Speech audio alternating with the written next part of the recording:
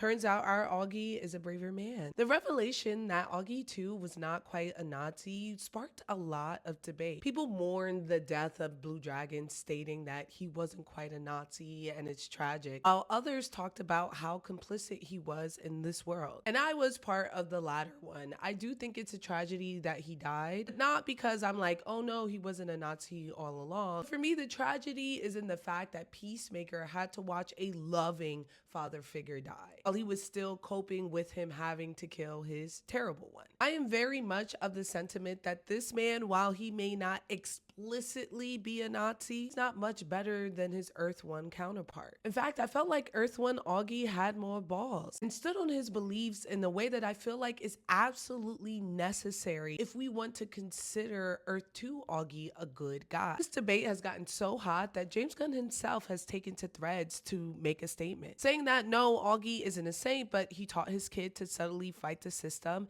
so he's really disappointed in many of their actions. And then he confirms that the Peacemaker that died in the premiere was actually a terrible guy. I hate to be the one to tell Uno that they got their rules wrong. There was a mural with Auggie on it. The people of Earth 2 celebrated Auggie. There's a line right before he dies where he's like, I'm not perfect, but show me someone who fights against every injustice that he sees. Auggie 1 was doing it. Obviously, this man's a racist, so his perception of the unjust was skewed, but Auggie 1 stood on business. Everyone knew what his beliefs were, which went against popular opinion. While I can say he's similar to Auggie 2 in the fact that he never truly did anything against the system that he hated, let me tell you, no one would confuse Auggie 1 for a liberal or even tolerant. There is no place in Earth 1 where this is a reality. Well, I could think of some places maybe now, but still. Eve's movements against the Sons of Liberty and earlier with Adebayo wasn't an act of defiance towards a father who instilled in him that racism was terrible. It was the act of a son who forgot that sometimes his father is a little liberal. For me, Auggie came off as a coward because there were no other scenes where we see him actively trying to use his resources